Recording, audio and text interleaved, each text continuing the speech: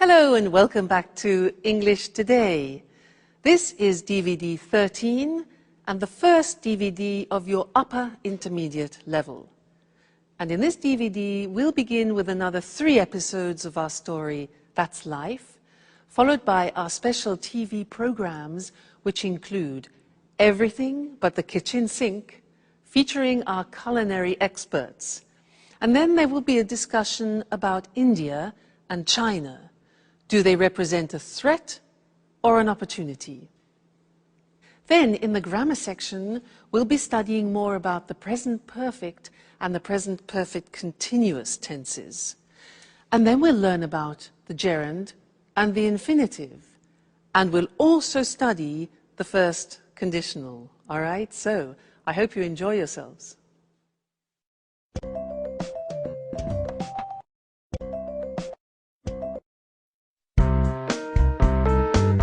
Sharon, I called a real estate agent 5 minutes ago.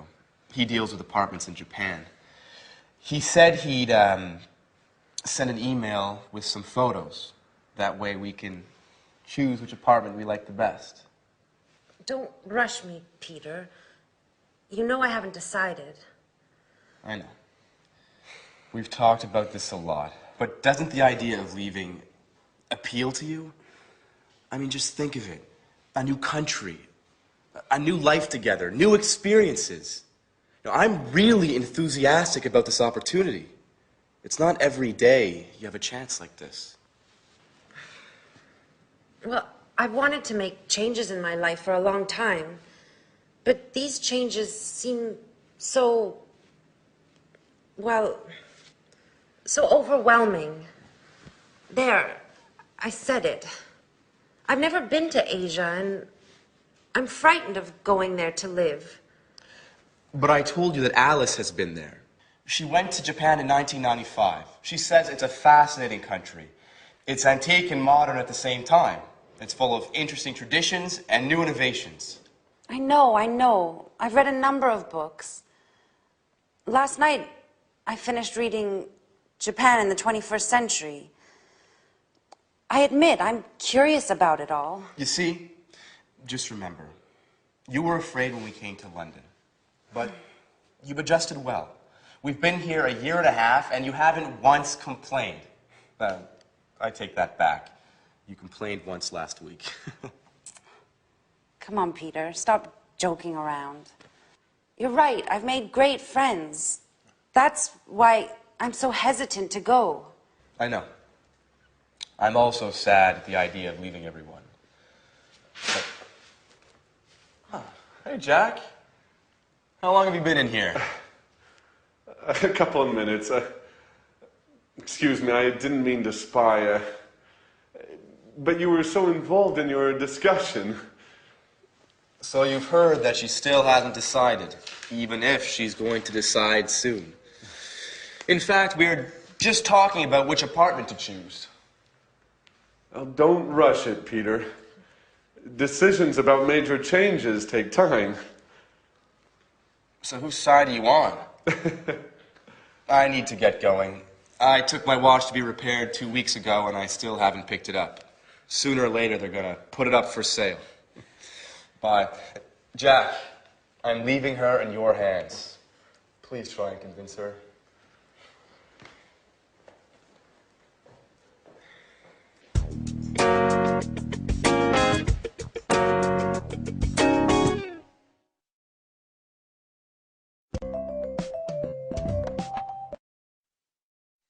Hello again and welcome back to English Today, your live TV program where you can learn the English language. That last episode, I'm sure Jack can manage to convince Sharon to go to Japan. What do you think? We will see how that evolves. Now let's go back to the present perfect. Remember that we have learned so far that we use the present perfect with genie, just, ever, already, never, and yet. Well, I want to give you 2 more acronyms to help you understand when you use the present perfect. And the first one is this: flot. Now, you see at the top we have for. For is a time word. And we use for a length of time. What's length? Length means a duration of time. So if you want to say 10 years, for example, you would say, I have lived in France for 10 years. For 10 years, a duration of time. Or, for example, 5 minutes.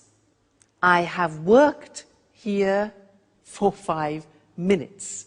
Okay, so for we use for a length or a duration of time. That's flot, F-L-O-T, flot. Now, let's look at the second one, spot. Now, spot starts with the word since. Since is a word that we use when we're talking about an exact point of time. So, let me give you an example. If I say 5 o'clock, that is an exact point of time. So, you could say, I have been here since 5 o'clock. Or for a year, you can say 1973, since 1973. So these two words are very important, for and since. Flot, spot. For a length of time, and since for a point of time. Now let's do a little exercise to help you with that. I will say something like 2 days. You must decide whether to use for or whether to use since. Okay?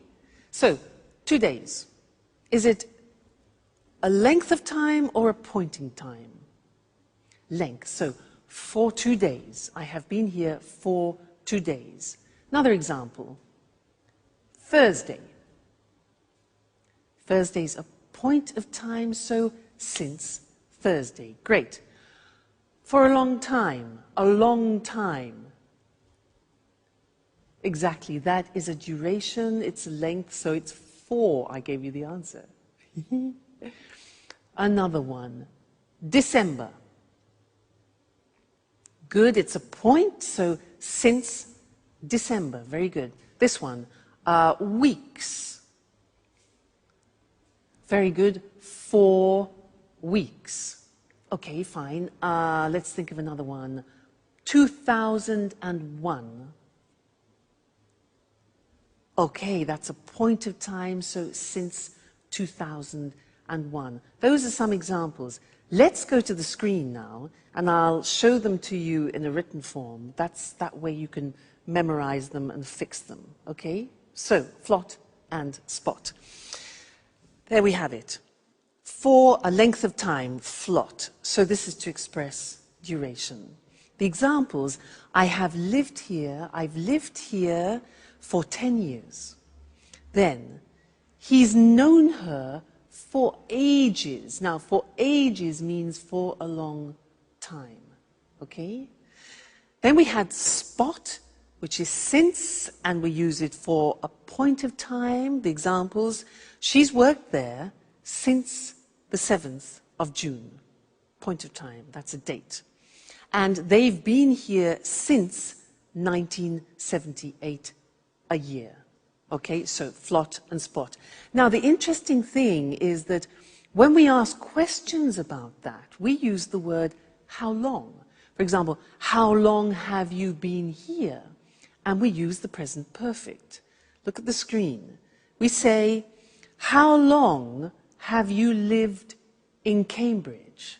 And the answer would be, I've lived in Cambridge for 10 years or since 2001. You see? Now, remember that how long is different to how many times. How many times is 1, 2, 3, 4, 5. How long is a period of time? Okay? Another example. How long has he worked there? Answers. He's worked there for 10 years, or he's worked there since 1973. All right? Now, just look at the examples we practiced. We have for 2 days, for ages, 4 weeks, for a long time, duration, then since Friday, since 5 o'clock, since 2001, since I was young, and since December. Great. Okay, so there we have it. We have genie, just, ever, already, never, yet. We have flot and spot, which is for and since. This is when we use the present perfect.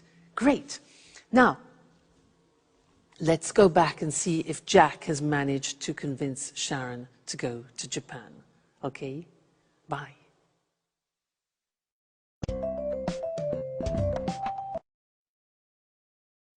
You can't leave. Now that we finally found each other. Stop it, Jack. I'm so confused. Don't you start. I was thinking, you'll be all alone in a foreign country. You won't know anyone. Peter will be at rehearsals all day. At least here you have us. I will always be here for you. Yes, I know that. Oh, and did you know that women can't go out alone in Japan? Jack, that only happens in the Middle East. Stop it now. The truth is, I love new experiences. Remember when I moved to London 2 years ago? I've loved every minute of it. But that's not what you told Peter. I said it on purpose. You know I want him to slow down. I heard what you said 5 minutes ago. You were sincere. You weren't joking. You misunderstood, Jack. I'm not afraid of leaving. I've lived in a lot of different places in my life. I've done a lot of things. I've worked as a babysitter, as a tour guide, as a waitress. I'm sure I'll find something in Japan. I know you all too well, Sharon. You haven't ever really enjoyed any of those jobs. You still haven't found what you want to do in life. Stop it, Jack. I'm glad you promised Peter to convince me to go. I didn't promise him anything. So, what have you decided? Are you going to move? I don't know. I think I will. Yes. I'm going to move. If you've already decided, why did you have a job interview yesterday afternoon? Who told you that? Anne? No. I haven't spoken to her for days. So how did you find out? It doesn't matter. So, you still haven't answered my question.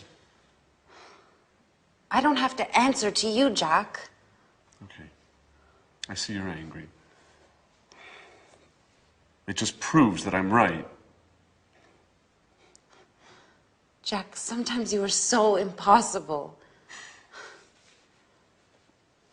Have you ever considered that maybe it's the best thing for me? And what about you, Sharon? Have you ever thought that you might be in love with somebody else? Listen, I refuse to give up.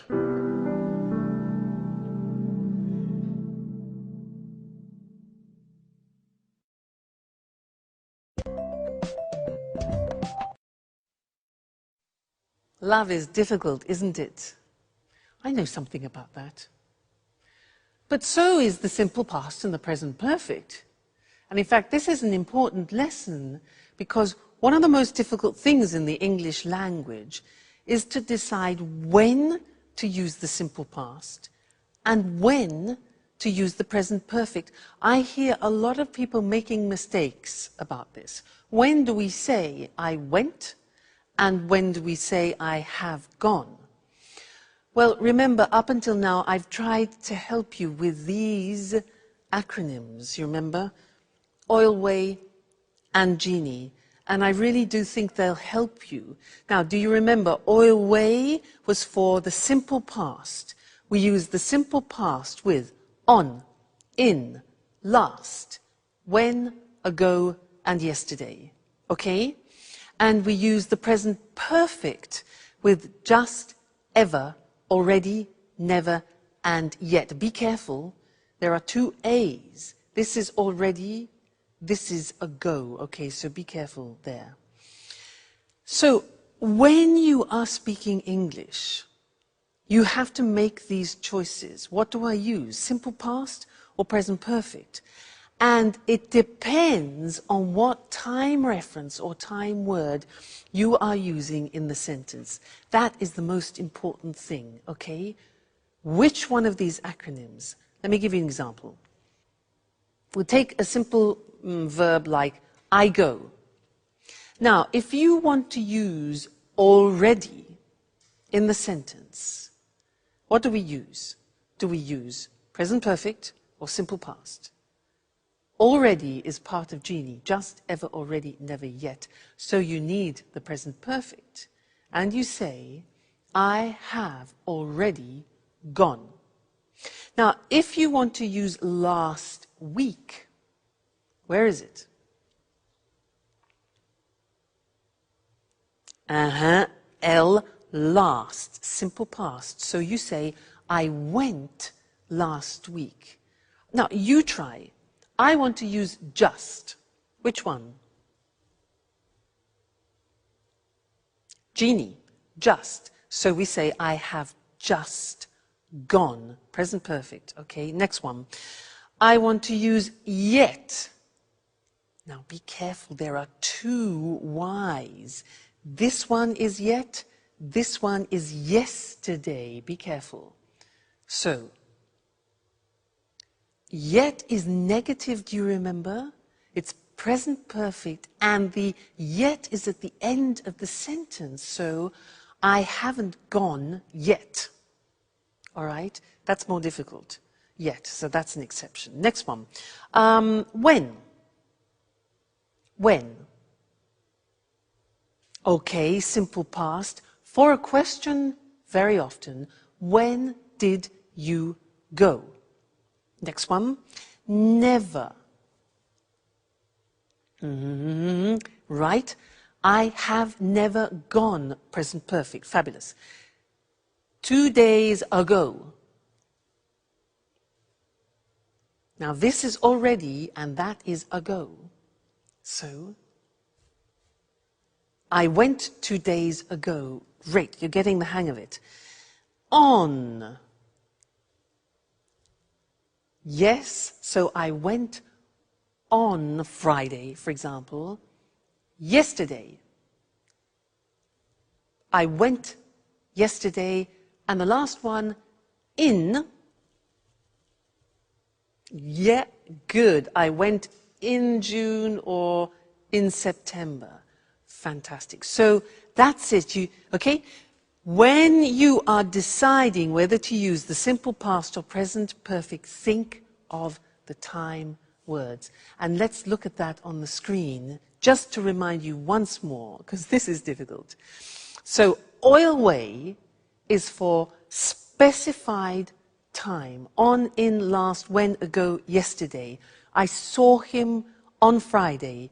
We went there in 1988. She came last week. When did you visit them? Question form. I visited them 2 weeks ago. I saw him yesterday. On, in, last, when, ago, yesterday. Then genie for unspecified time, indefinite time, just, ever, already, never, yet. Examples, I have just seen him. Have you ever been to America? They've already eaten.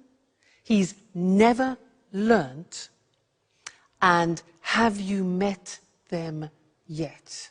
Okay, yet at the end. So please try and memorize these. Oil way, genie, and think about it when you have to decide between simple past and present perfect. All right? Good luck, and I'll see you again soon. Bye.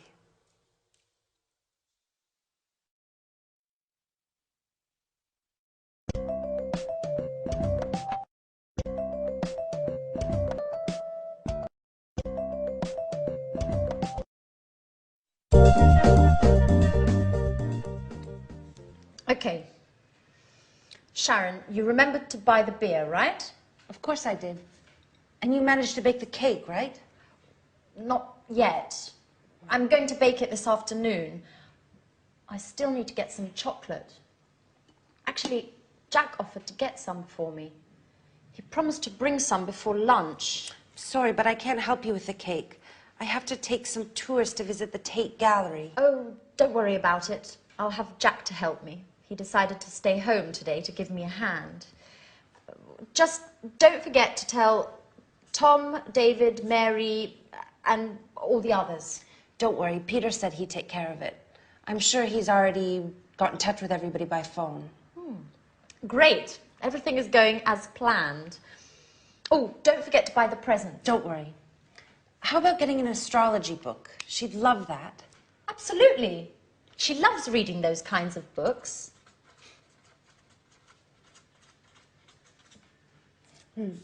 I hope I can get it before I go to work. By the way, have you heard anything from Mr. Dubois? Well, he told me he expected to come, but couldn't confirm. Well, you know how it is being so busy and everything. It's hard for him to give a definite answer one way or the other. I imagine being a stage director is difficult. Alice would be so happy if he comes. Yes, she will. Anyway, Mum's the word. If you say anything, it won't be a surprise. Hey everyone, what are you up to? Oh, nothing important. Oh, I almost forgot. Happy birthday, Alice. So, what have you arranged to do this evening? Well, I considered celebrating with you guys. I mean, if you want to. Oh, I'm really sorry, but well, Jack has arranged to eat out this evening with his colleagues and he can't put it off now. And, well, I agreed to correct some reports. Oh, I see. What about you, Sharon? Oh, I'm terribly sorry, but I agreed to go to the theater with Peter, and he won't be finished rehearsing before midnight. But I thought... Well, I know we promised to have a party, but why don't we postpone it? It's just not possible today. What a shame. I can't stand the thought of being all alone on my birthday.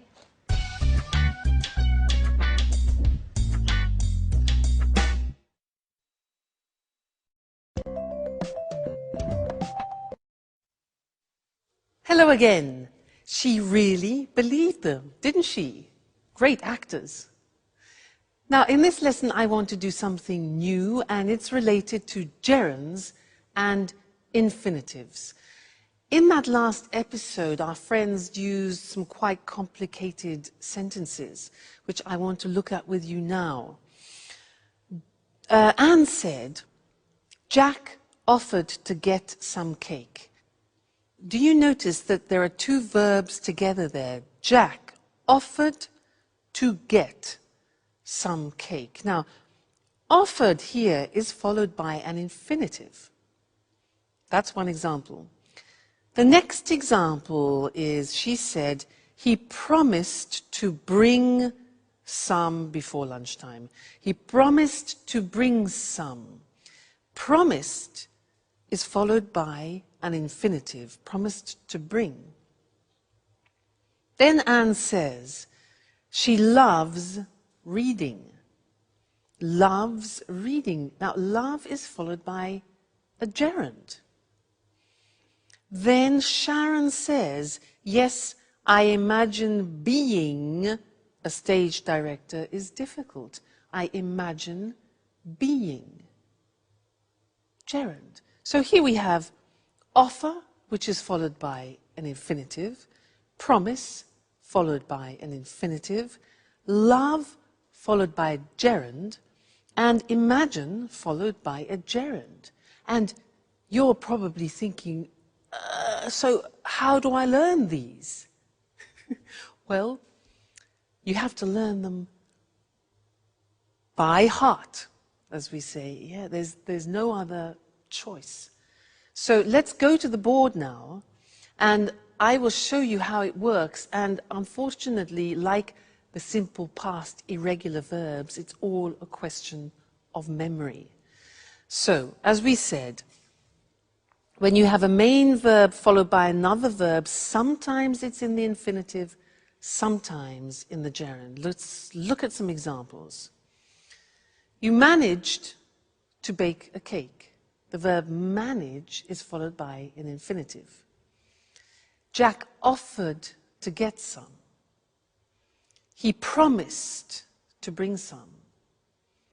I have to take some tourists. Have to in the sense of obligation.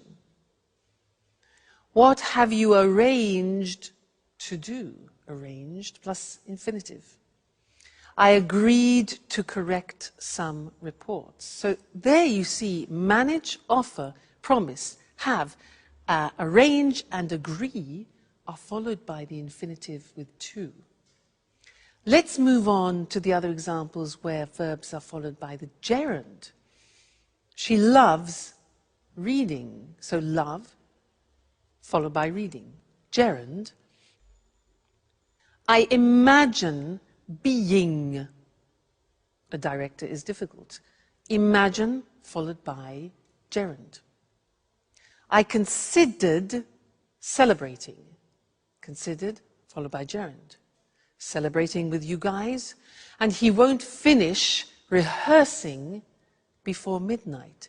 So there we have examples of love, imagine, consider, finish, followed by the gerund forms.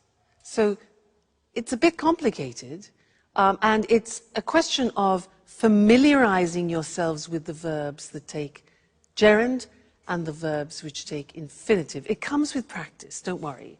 But this is just an introduction. So, let's go back and see what's going on in Alice's birthday party, all right? And I'll see you later. Bye.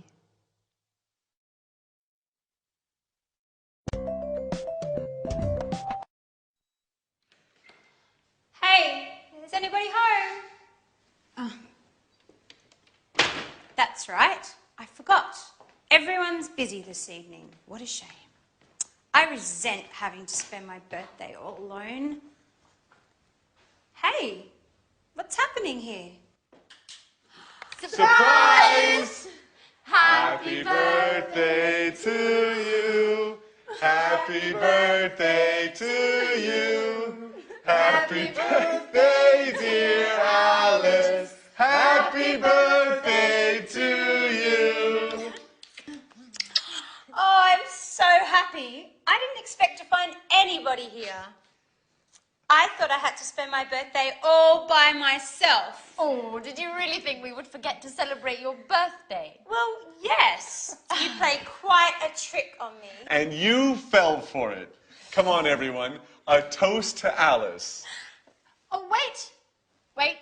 Before we make a toast, we have another surprise. Another surprise! Daddy!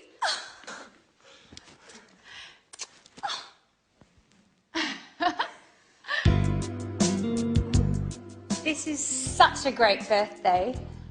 How did they talk you into coming? Alice, dear, how could I miss your birthday? Work is important, sure, but nothing is more important than my dear, sweet, only, lovable, adorable little girl. Dad, if you talk like that, you'll make me blush in front of everybody. Listen, I know I wasn't always there for you and that I've made a lot of mistakes, but I want to catch up. Things change.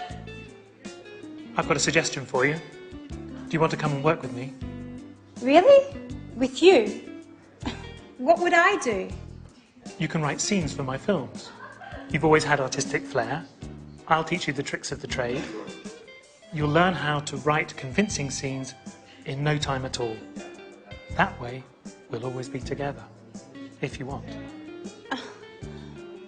I don't know what to say. I gave up wanting to spend time with you. You don't have to decide to do anything now. Let's celebrate your birthday. Let's toast. Cheers, Alice. Thank you so much, Daddy. This is the best birthday of my entire life.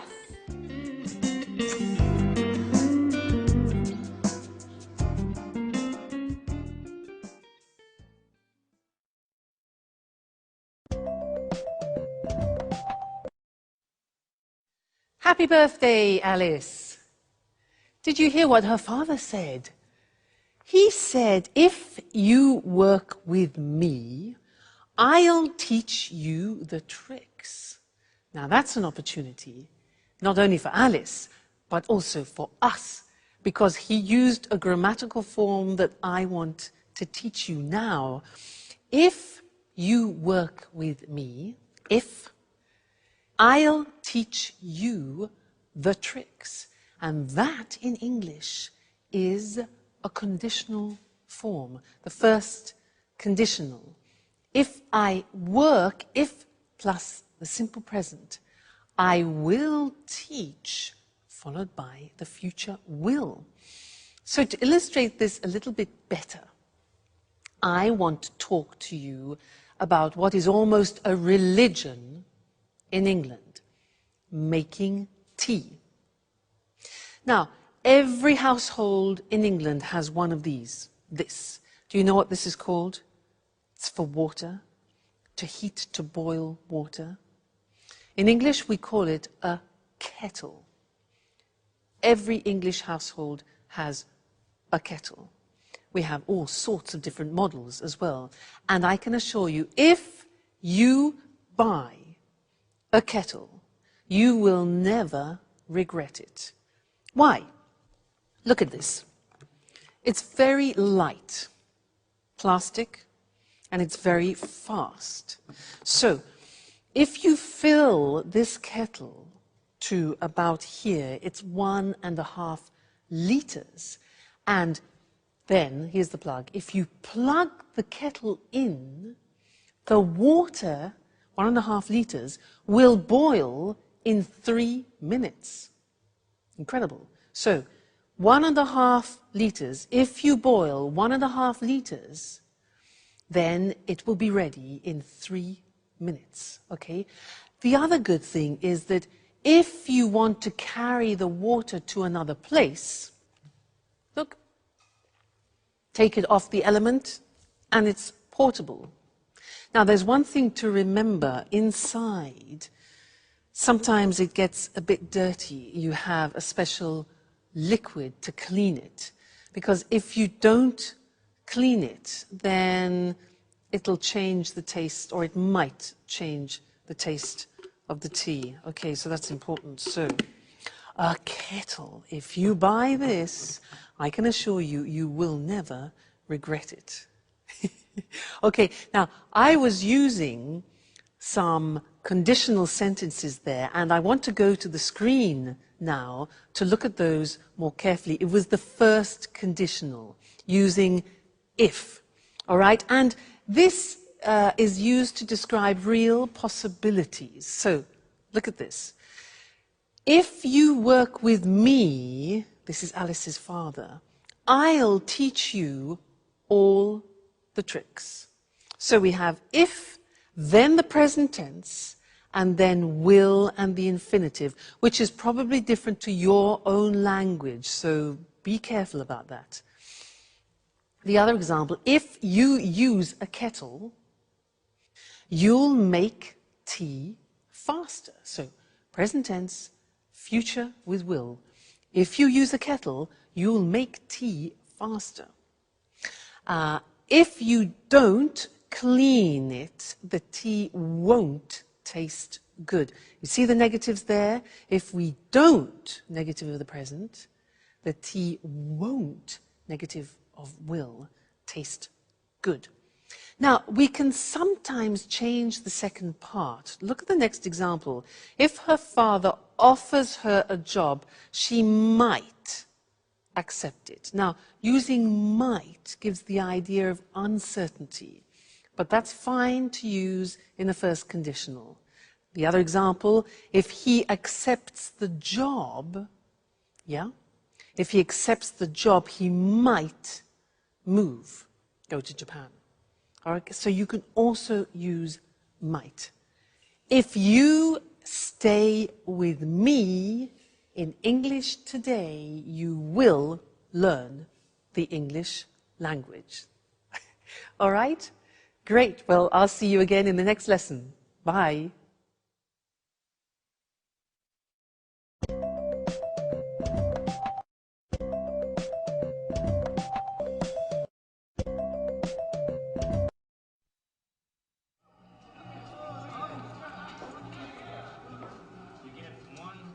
Hi, Jack.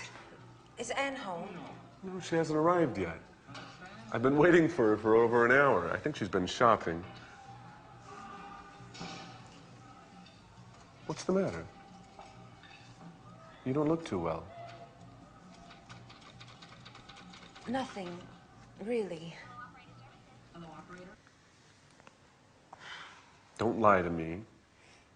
I've known you for 10 years. Listen, Jack, I really don't want to speak about it, okay? No, it's not okay. We have to speak about the situation and clear the air once and for all. I've been thinking about us a lot. I've been thinking about us so much, I haven't slept well in nights. What have you been thinking, Jack? About us. You're leaving for Japan. I've told you before, and I'll tell you again, Sharon, it's crazy. You can't leave now when we know how we feel. Jack, you're repeating yourself. That's right. And I'll continue repeating myself until you accept the truth. We're made for each other. Stop it. You're embarrassing me. Sharon, listen. I haven't stopped loving you. And I know you feel the same about me. That's it. I said stop it and I meant it. Look, you've made me cry. And anyhow, how do our feelings change anything? How do they change anything? They change everything. You must tell Peter immediately about everything. Tell him you won't go.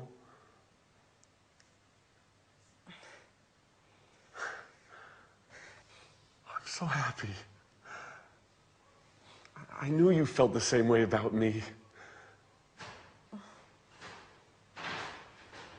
Hey, is anyone in there? Oh my God, it's Peter. He can't see me like this. Stay calm. Maybe it's time we tell him everything. Is anybody in there? Hello?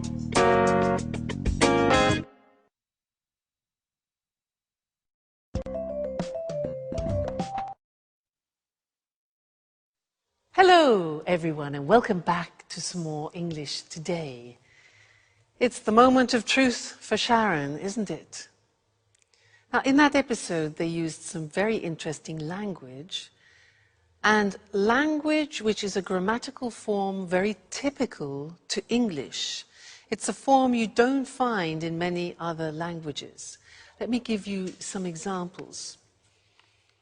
Jack said, "I've been waiting for her for over an hour.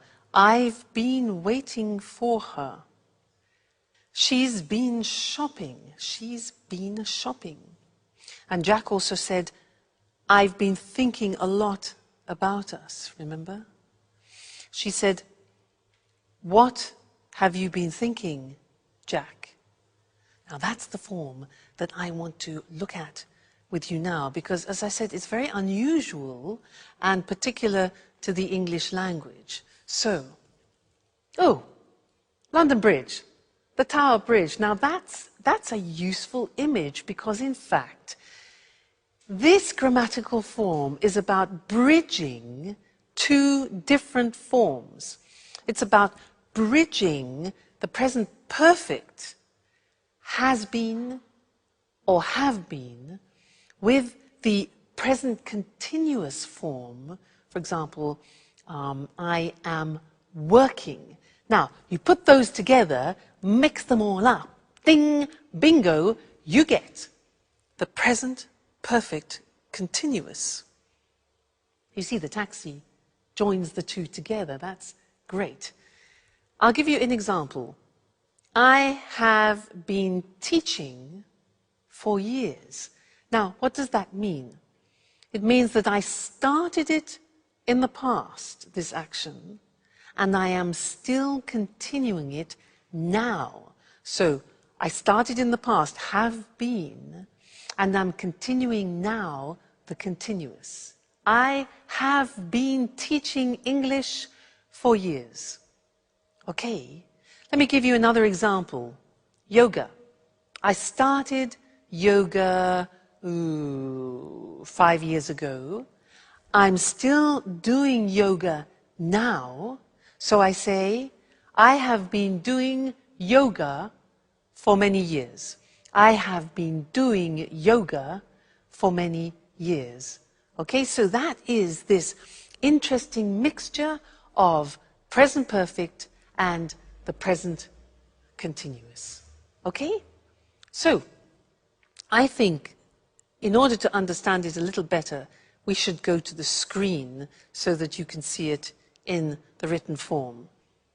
I remind you, it's a tense that you find in particular in the English language, not in other languages. So, here we have it.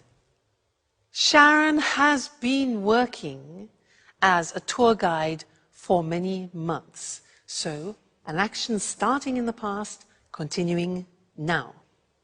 He's been working here for 5 years. He's been stands for he has been working here. They've been playing tennis since May. Okay? That's the positive form. Now, the negative form, Peter hasn't been paying attention to Sharon for a number of weeks. That's the negative. That's true. The question form is, how long have you been doing your homework this morning? Have you been doing inversion? How long has she been teaching? We use how long very often because we want to find out the duration, when the action started and the action is continuing now, so what period of time? How long have I been teaching? Then the answer would be, I've been teaching for many years. I could ask you, how long have you been learning English? You can say, well, I've been learning English for years, or whatever the answer is. So that's the present perfect continuous, PPC. And don't worry, this is not the only lesson about it. It's not easy, and I will tell you other things about it in another lesson, the next lesson. All right? So see you then. Bye.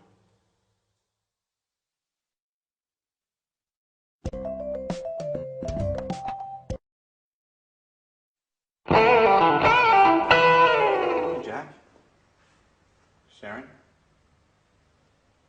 What are you doing here? I've been looking for you for half an hour. Hey, what's the matter? You've been crying. Are you going to explain to me what's going on or not? Peter, listen, calm down. I'm not going to calm down. I want answers, and I want them now. What's going on here? That's what I'd like to know. Jack and Sharon have been here for who knows how long, and who knows what they've been doing. Hey, Jack, it's time you tell me what's up. I'm going to get really mad if I don't get some answers. Okay, stop. Stop! You're acting like little children. Come on, Jack. Let's leave Peter and Sharon alone. They need to talk, and we need to go shopping.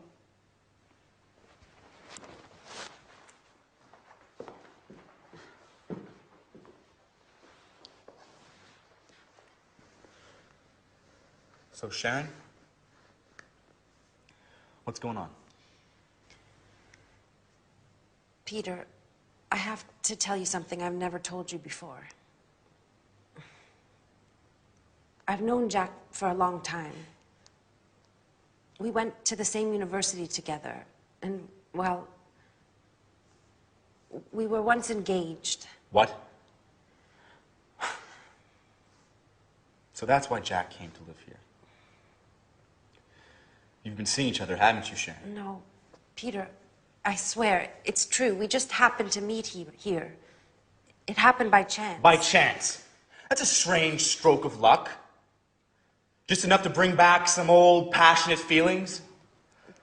How long has this been going on, Sharon? Nothing has happened between Jack and I. Even if I do still have some feelings for him. After all, Peter, you've been neglecting me for months. The only thing that's important to you is your work. You live, eat, and drink theater and nothing else. So you're saying this is my fault? No one is at fault. It's just that we want different things from life at the moment. I've had 2 interviews with the director of the Archaeology Museum.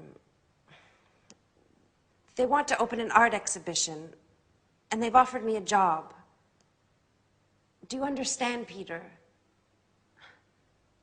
It means a job I would really love. What are you getting at, Sharon? Would you stay here and not go to Japan if I asked you? What kind of question is that? Answer me, Peter. It's important. I've accepted the job. Without asking me. How could you? Did you ask me about Japan? Did you, Peter, huh? Are you willing to stay here with me?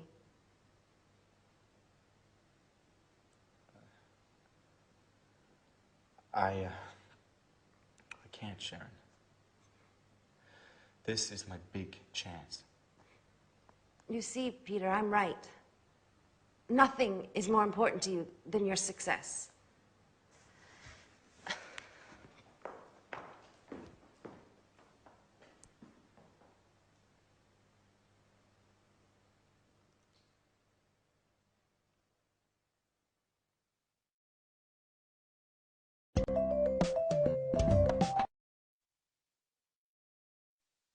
So this is our moment of truth. The question is, when do we use the present perfect and when do we use the present perfect continuous? Many people ask me this. They say, Louise, but when do we use the present perfect? I have gone, I have seen, I have done. And when do we use the present perfect continuous? I have been working, I have been learning. Often people confuse the use. And you're right, it's not easy at all. So I'd like to try and help clarify that by these simple things, a revision of what we've already seen. Now, with the present perfect, we use genie. Remember? Just, ever, already, never, and yet. That's important to remember. With those words, we use the present perfect. But with the present perfect continuous, we're using for, since, and how long. Okay, now that is the difference. So if I take a phrase like, I do the exercise, and I want to use the time word already, then you need the present perfect. I have already done the exercise. But if you want to use the concept of since, you can't use the present perfect, you use the present perfect continuous. So, I have been doing the exercise since Friday. Another example would be, for example, just. Just is a present perfect word. So we say, I have just done the exercise. If you want to use for, we're into the present perfect continuous, the PPC. So I have been learning English for many years. So do you see the mechanism? You have to think about what time words you want to use in the sentence. Then you choose the correct grammatical form. Genie for the present perfect. For, since, how long? How long have you been learning English? For the present perfect continuous. That way you can distinguish between the two forms, all right? So try and memorize those time words, and I can assure you it will help you a lot when you're speaking. All right? Great. Well, see you again in the next lesson. Bye.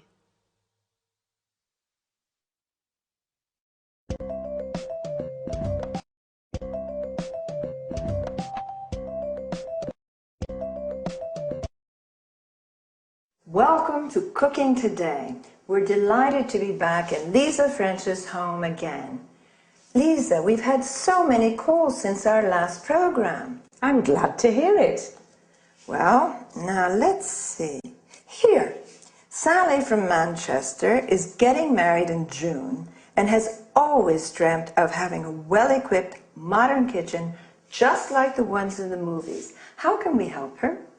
Well, to begin with, a kitchen environment should be well lit and have ample surfaces to work on. Also, plenty of drawer space is necessary for storage of food items and utensils. I know what you mean. I have to contend with a small kitchen that has neither light nor enough drawer space. That's why I go out to restaurants. You don't need a king-size kitchen to enjoy cooking in it. What's important is organisation and having things at hand. What are the main appliances newlyweds should have? Well, obviously, a hob, an oven, and a fridge are absolutely essential. Today, many people can't survive without a dishwasher. I'm one of those people. I really hate doing dishes. So do I. Getting back to the subject, I'd like to show our viewers some optional appliances. Although they're not strictly necessary, they often come in handy in large families or when entertaining guests frequently. One is the grill. Another is a deep fryer for large quantities of chips and other tidbits. That's not the appliance for me. I love healthy cooking. In that case, you need a steamer oven like this one. In the US, it's hard to find a kitchen without a microwave. Microwaves are quite useful, especially for busy people. Other appliances, which are also common in the US, are water and ice dispensers, like this one. Well, everybody seems to have a food processor these days. Why is a food processor so useful? Well, a food processor is a great boon, since it's a real space and time saver. It has many different functions. It can mince meat, grate cheese and vegetables, make breadcrumbs, pulp tomatoes, fruit, and so on. So what else can you show us? An electric beater like this can be used for whisking eggs, as well as making mayonnaise. Other kitchen aids are scales and measuring utensils. Careful weighing and measuring are fundamental for successful cooking, since recipes are generally in kilos and grams. All right. There are a lot of other things that we could talk about, but unfortunately our time is up. Lisa, once again, it's been great being here. Thank you for your help. You're welcome.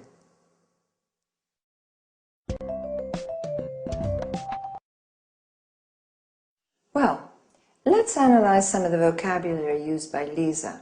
Talking about the appliances for cooking, she spoke about a hob, or U.S. stove, where you cook food. an oven where you roast or bake food, a grill where food is cooked by strong direct heat. As we saw, the following machines can be optional. A deep fryer in which you fry food, a steamer oven where you can cook food in steam rather than water, a microwave where food is cooked by electromagnetic radiation. Then she referred to items where food can be stored like a fridge, originally refrigerator. The section with frozen food is called a freezer.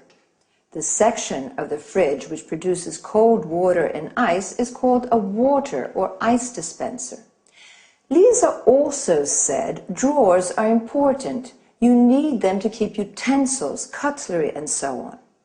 A dishwasher is a machine for washing dishes, cutlery, glasses, and so on.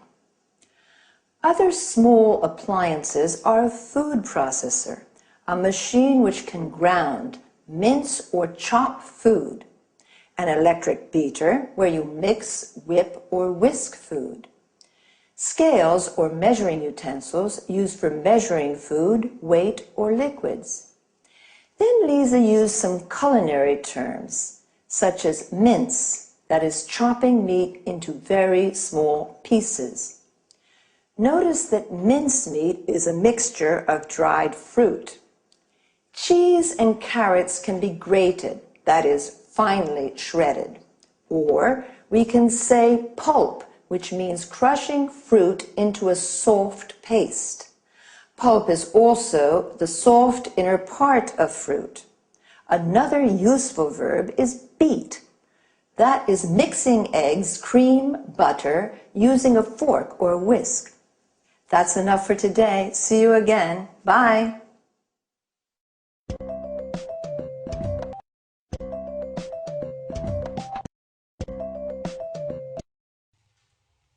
Hello, everyone, and welcome to Let's Talk, the evening discussion show with our two commentators, Tom and Marie. Good evening, everyone. Good evening. Well, let's talk business tonight. Let's talk about some important developments in the global economy. Let's talk about new markets and new commercial opportunities. In particular, I'd like to know what you think about the extraordinary economic growth that's taking place at the moment in some parts of the world.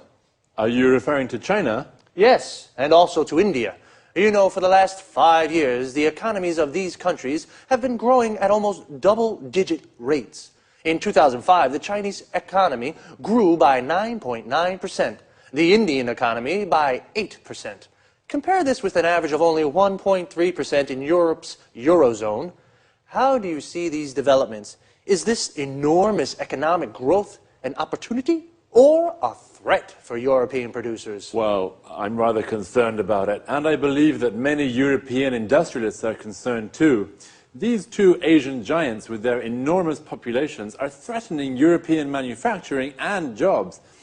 The fact is that labor costs are so low in China and India that European manufacturers just can't compete. Sorry, Tom, but I really don't agree with you. I don't see these growing economies as a threat to European producers. I believe that China and India offer new, important markets to European manufacturers. You know, both countries have middle classes that are becoming larger and larger. These people are becoming wealthier and are looking to spend their money on luxury goods made in Europe. So, Maria, according to you, European companies can sell their high-quality goods to middle-class Indians and Chinese. Exactly.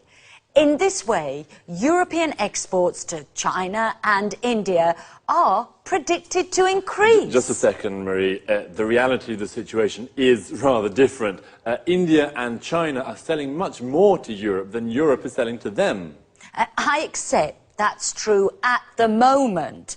But don't forget, Tom, that cheap Chinese goods have helped to keep inflation low in European countries.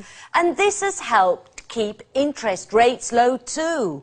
So, consumers have been able to save money and spend this money on other things. Well, I agree with you that European consumers and industrialists have benefited from trade with China. Of course. What's more, today, more and more European companies are building factories in China or are having their goods produced there. Exactly. That's the problem, Marie. European industrialists are deciding to have their goods produced in these countries because labour costs are lower. If we continue like this, lots of factories in Europe will close and the number of unemployed will rise. Well, I can certainly see that you have different opinions on these issues. I think you're both right.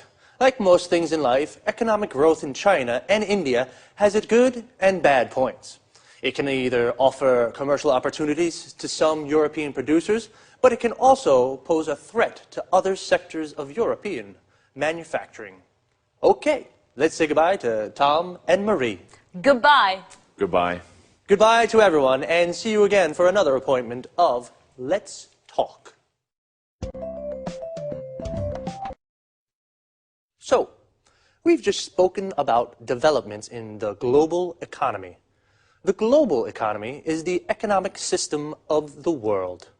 An important development is the economic growth in China and India. Economic growth is the development of an economy. The Indian economy grows by 8%. Notice the use of by. The Chinese economy grew by 9.9%. Here, notice also how we say 9.9. Is this economic growth threatening to European producers? A threat is a danger, and the verb to threaten means to put in danger. One opinion is that the economic growth of India and China is threatening European producers. Producers are companies that make products. Another word for producer is manufacturer. Why is it a threat? Because there are low labor costs in India and China. Labor costs are how much a company pays its workers to produce something. The number of unemployed will increase in Europe.